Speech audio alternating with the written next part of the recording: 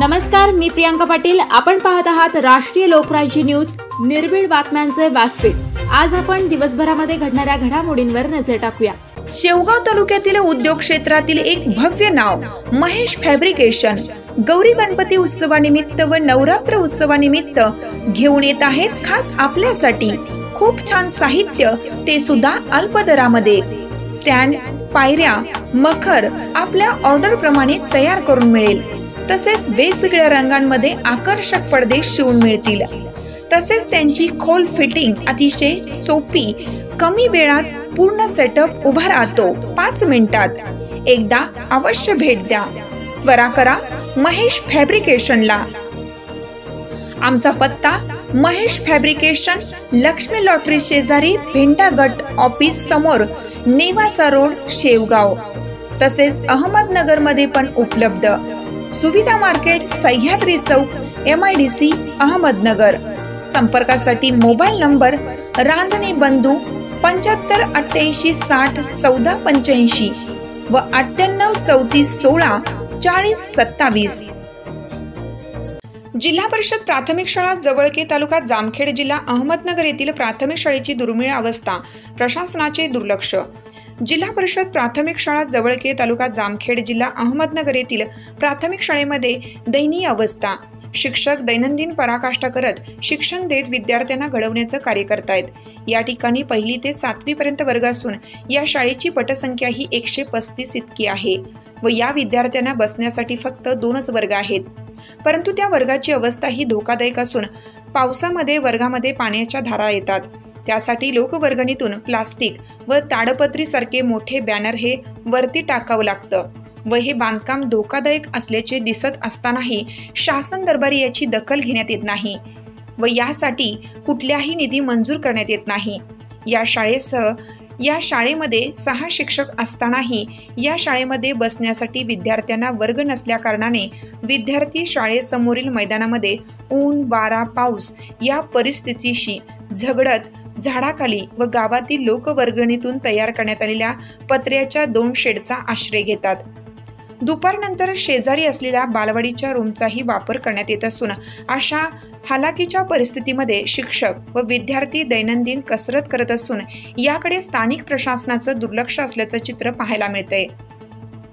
जवळके गावचे ग्रामस्थ व सरपंच, ग्रामपंचायत सदस्यांनी अनेक वेळा शासनाकडे पाठपुरावा करण्यात आला असून देशाचे भविष्य असलेल्या मुलांच्या शिक्षणासाठी शासनाकडून कुठलाही मदत निधी होत नसून याची दखल शासनाने त्वरित घ्यावी, अन्यथा सर्व ग्रामस्थ, विद्यार्थी व शिक्षक वर्ग सहित अधिकाऱ्यांचे ऑफिस येथे ठिय्या आंदोलन करण्याचा इशारा ग्रामस्थांकडून देण्यात आला आहे. नमस्कार, राष्ट्रीय लोकराज्य न्यूज मध्ये आपलं स्वागत करतो. मी विशाल अडागळे. आपण आलो आहोत महाराष्ट्रातील एक अहमदनगर डिस्ट्रिक्ट येथील जामखेड तालुक्यातील सटवई जवळके या गावी. आज आपण इथे जाणून घेणार आहोत जिल्हा परिषद प्राथमिक शाळेच्या समस्या. आज माझ्या पाठीमागे जे ग्रामस्थ आहेत, या ग्रामस्थांकडून आपण या शाळेची दुर्दशा झालेली अवस्था आणि प्रशासनाचे दुर्लक्ष असल्या कारणाने इथून पुढे प्रशासनाचे लक्ष या केंद्रित करण्यासाठी आपण यांचे प्रश्न आणि यांच्या मागण्या आपण जाणून घेणार आहोत. तर आपण थेट यांच्याशी संवाद साधूया. सर, आपली ओळख आणि आपली काय म्हणणं आहे, आपल्या काय अडचणी आहे? मी हजारी बापूराव भीमराव, जिल्हा परिषद प्राथमिक शाळा जवळके असिस्टंट टीचर असून सहशिक्षक पदावरती कार्यरत आहे. आमच्या शाळेमध्ये एकूण 135 विद्यार्थी संख्या असून ग्रामीण भागातली शाळा आहे. मुलांना येण्यासाठी भरपूर अडचणी असतात आणि अशा अडचणी मात करून मुलं शाळेमध्ये येतात. परंतु भौतिक सुविधेचे फारच मानव आहे या ठिकाणी. इयत्ता 7वीपर्यंत वर्ग असताना आणि 6 शिक्षक या ठिकाणी कार्यरत असताना वर्गखोल्या फक्त 2च सुस्थितीमध्ये आहेत. आम्हाला कमीत कमी 4 वर्गखोल्यांची गरज आहे या ठिकाणी. त्यासाठी आपली काय मागणी आहे? शासन स्तरावरती प्रशासनाला वेळोवेळी निवेदन आणि त्यांच्या अहवालानुसार पाठपुरावा करण्यात आला होता, परंतु अद्यापपर्यंत त्यासाठी निधी उपलब्ध झालेला नाही. ओके. आपल्यासोबत आहेत या गावचे सरपंच. त्यांच्याशी आपण चर्चा करू आणि त्यांच्या काय पाठपुरावा केला आहे त्यांची माहिती आपण जाणून घेण्याचा प्रयत्न करू. काय सांगाल, आपलं नाव आणि आपली ओळख? माझं नाव सुभाष त्र्यंबक माने, सरपंच. असं सांगतो की आम्ही भरपूर वेळेस ह्याच्यात आपलं पंचायत समितीमध्ये जाऊन वारंवार शाळेचा प्रश्न सांगितलेला आहे, परंतु प्रत्येक वेळेस काहीतरी सांगतात शाळेला निधी उपलब्ध नाही, शाळेचा थोडा ही प्रॉब्लेम आहे. मग त्याप्रमाणे आम्ही काही दिवसापूर्वी एक आपलं शेडच्या माध्यमातून गाववर्गणी काही हे करून केलेलं आहे. परंतु आता वारंवार आमदार साहेबांना भेटलेलो आहे. आमदार साहेबांचं तेच म्हणणं आहे की शाळेसाठी निधी उपलब्ध होत नाही आहे. परंतु भरपूर वेळेस आम्ही पंचायत समितीमध्ये गेलो, BDO साहेबांना भेटलो. तर इथून पुढं आता काही आमच्या जे मागण्या आहेत ते लवकर मार्गी लागावं तेवढंच विनंती करतो. म्हणजे आपलं म्हणणं आहे की आपल्याला प्रशासन सहकार्य करत नाही. नाही ना, शाळेसाठी तर बिलकुल सांगतात की निधीच उपलब्ध नाही. ओके, ठीक आहे. आपल्या गावचे काही सामाजिक कार्यकर्ते आहेत, आपण त्यांच्याशी बोलूया. काय सांगणार? मी संतोष हरचंद्र वळवंजकर, ग्रामस्थ जवळकर. गेली अनेक वर्षापासून म्हणजे शिक्षण आमचं इथंच झालं. तो काळ वेगळा होता, आजचा काळ वेगळा. आज कॉम्प्युटर युगामध्ये जर बघितलं तर ज्या समस्या काल होत्या आमच्या वेळेस त्याच समस्या आज पण आहेत. गेली अनेक वर्षापासून आम्ही त्याचा पाठपुरावा करतो. 10 ते 15 वर्ष झालं. म्हणजे आम्ही कॉलेज अवस्थेपासून ह्याच्याशी पाठपुरावा करतो. एकतर आम्हाला शिक्षक नव्हते. आज जवळजवळ 6 शिक्षक आहेत, परंतु त्यांना बसायला खोल्या नाहीत. 2 खोल्या फक्त सुस्थितीत आहेत. 135चा पट आहे आमचा. गेल्या अनेक वर्षापासून शासन दरबारी आम्ही याचा प्रयत्न करत आहोत. किमान प्रत्येक वर्षी एखादी जर खोली आली तर आता आजपर्यंत आम्हाला ह्या पूर्ण 7वीपर्यंत आमचा वर्ग खोल्या आहेत, वर्ग आहेत. तर त्या बसण्यासाठी त्यांना कुणाला झाडाखाली बसावं लागतं, कुणाला पडवीत बसावं लागतं. आता काही दिवसापूर्वी आम्ही गावचे सरपंच, ग्रामस्थ, पालक यांच्या माध्यमातून लोकवाटा तयार करून 2 सुस्थितीत अशा शेड मारलेले. त्या शेडमध्ये 2 वर्ग बसवतो. झाडाखाली 1 वर्ग आहे, त्याच्या अगोदर एक शेड बांधलेलं आहे लोकवर्गणीतून याच्यातून, त्याच्यामध्ये 1 वर्ग. 2 खोल्या आहेत त्या शासनाच्या म्हणण्यानुसार त्या व्यवस्थित आहेत, आमच्या म्हणण्यानुसार त्या व्यवस्थित नाही, त्यांचीही सुस्थितीत नाही. एक पत्र्याची खोली तेवढी फक्त व्यवस्थित आहे. बाकी ज्या स्लॅबच्या खोल्यात त्याच्याबरोबर कागद टाकतो आम्ही दरवर्षी. त्याच्या जर पाऊस काळ चांगला असला तर त्याच्या खालून पाणी वाहतं. आमच्याकडे त्याचे व्हिडिओ पण आहेत. त्याच्या खालून पाणी वाहतं दोन्ही खोल्यांच्या. तर कधी बसतील आणि कधी पोरांना त्याचा धोका निर्माण होईल हे आम्हाला सांगता येईल. Okay, thank you. काय सांगणार, काय म्हणणं आहे आणि या सगळ्या परिस्थितीचा आढावा आपण कशा पद्धतीने घेतलेला आहे? माझं नाव अंगद किसन बोराडे, शालेय समिती अध्यक्ष आहे. आज आमच्या सर्व म्हणजे पालकांच्या आणि सर्व नागरिकांच्या वतीने एकच कळकळीची शासनाला विनंती की आम्हाला कमीत कमी शिक्षकाचा 6 शिक्षक आहेत तर 6 वर्ग खोल्या मंजूर करून देणे एवढीच आमची कळकळीची विनंती. बस याच्यासाठी आपण कधी पाठपुरावा केला? हो, भरपूर वेळेस पाठपुरावा केलेला आहे. ओके, मग शासनाकडनं आपल्याला काय मिळालं? काहीच नाही मिळाले. आम्ही फक्त 2 रूम केले आहेत, ते लोकवर्गणीतून आणि सरपंचाच्या सहकार्याने मंजूर झालेले आहेत. याच्या व्यतिरिक्त शासनाचा आम्हाला 1 रुपया मिळाला नाही.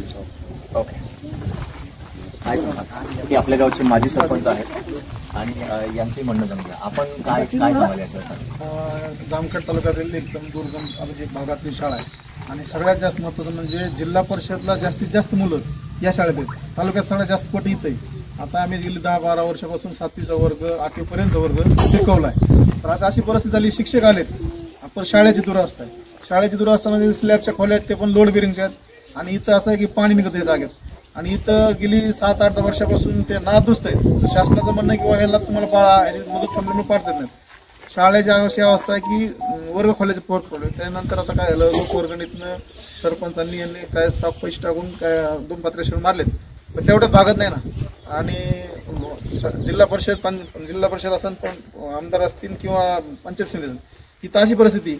पहिलं तुमच्या राष्ट्रीय सुरक्षा अभियानाअंतर्गत वर्ग खोलायच्या, तर आता एकही वर्ग खोली मिळणार नाही. सगळीकडे निधी मिळतो शासनाला, बाकी रस्त्याला असेल तुमच्या इतर कामाला असेल, फक्त शाळेसाठी निधी मिळत नाही. पण हे असं का होतं याच्यासाठी आपण काय पाठपुरावा तर सारखं चालूच आहे. जिल्हा परिषद पर्यंत पत्रव्यवहार आहे, सगळं आहे. फक्त शासनाचं धोरणच वेगळं आहे, शाळेकडे दुर्लक्ष आहे. आपल्या म्हणण्यानुसार काही स्थानिक अधिकारी आहेत का की याला जाणूनबुजून विरोध करतात किंवा त्यांनी जाणूनबुजून निधी देण्यात येत नाही? आता स्थानिक लेवलच्या अधिकाऱ्यांपाशी काय निधी द्यायचा अधिकार नसतो ना, ते जिल्हा परिषदलाच आहे. जिल्हा परिषदला सगळं प्रशासन कारभार आहे. पाठपुरावा करायला पाहिजे. जो अधिकाऱ्यांच्या मार्फत होतो, आपण जर निवेदन दिल्यानंतर त्याचा पाठपुरावा अधिकाऱ्यांच्या मार्फत तो कुठेतरी दुर्लक्ष होतो का? अधिकाऱ्यांकडे आपण केलं ना, अधिकारी दुर्लक्ष करतात. पण सध्या महत्त्वाचं म्हणजे जिल्हा परिषदला गेली 3 वर्ष झालं प्रशासक आहे, त्यामुळे जास्त कोणी लक्ष देत नाही ना. अधिकारी पदाधिकारी नसल्यामुळे जास्त नाही. तर शासनाला एवढीच विनंती की सगळ्यात महत्त्वाचं म्हणजे कमीत कमी आम्हाला 4 वर्ग खोल्याची अत्यंत गरज आहे. नक्कीच. ओके, सो आपण आपली ओळख सांगा. वाळुंजकर. माझंच 65 वय आहे. 65 वर्षात 25-25 वर्ष झालं मी ग्रामपंचायत सदस्य. इथून महाग झाडाखाली बी मुलं बसवली. काही गाव आमचं सोन्या मनासारखं आहे. म्हणीन ती वर्गण सटवायची असो कशी शाळेच्या लेकराची असो, त्या गाव चांगला असल्यामुळं वर्गण देणार चांगली असल्यामुळं समध्यानी वर्गण दिल्यामुळं तरी 2-3 बऱ्या सरपंच चांगले असल्यामुळं ती शेड मारण्यात आलं. त्या शेड मध्ये लेकरं बसवण्यात आली. शासनाकर प्रत्येक गोष्टीला ज्या टक्केवारीवर पैसे जातील कामं जातील त्याच्यावर द्यायला अधिकार आहे, त्याच्यावर पैसे द्यायचा अधिकार आहे. फक्त शाळेच्या वर्गालाच अधिकार राहिलेला नाही. त्यांना सरकारचं असं आहे जिकडे टक्केवारी मिळत तिकडे काम मोठं कोटीचं टाकणार, पण जिथं शिकायचे जिथं गावाचा पाया आहे तो पाया उच्च व्हायचा आहे, लेकरं वर जायचे तिथं शासनाजवळ दुर्लक्ष आहे. आणि 2 आमदार आहेत ह्यात, काय त्याला चोपत येते उद्या काय म्हणते काय काय कामाला आहेत काय त्यांच्यात. ओके. का जर लेकरासाठी नसेल गावासाठी नसेल तेव्हा कुणी असेल, दादा असतील किंवा राम शिंदे. ओके, यापुढचं धोरण काय असणार आहे? इथून मोरे जर नाही जर काही आमच्या शाळेचा वर्ग मंजूर झाले किंवा शासनाने लक्ष दिलं तर आम्ही हाय एवढी मुलं आणि गाव जाऊन बीडीओ पाशी तिथं जाऊन बसू आणि दोन्ही आमदारला खसकू. ओके, नक्कीच. आपण काही विद्यार्थी आहेत, विद्यार्थ्यांचेही काही मतं जाणून घेण्याचा प्रयत्न करूया. शाळेविषयी तुझं नाव काय? तनुजा अविनाश साठे. मोठ्याने बोल. तनुजा अविनाश साठे. ओके, काय म्हणणं आहे तुझं? आम्हाला वर्ग नाही बसायला, दुपारच्याला आम्ही बालवाडीत बसायला जातो. दुपारी बालवाडीत बसायला जातो. आणि मग कितवीला आहेस तू? इयत्ता 3री. ओके, तुला काय अपेक्षा आहे? नवी खोली. नवीन खोली हवी आहे. ओके, ठीक आहे, थँक्यू. तर हे होते विद्यार्थी आणि ग्रामस्थ.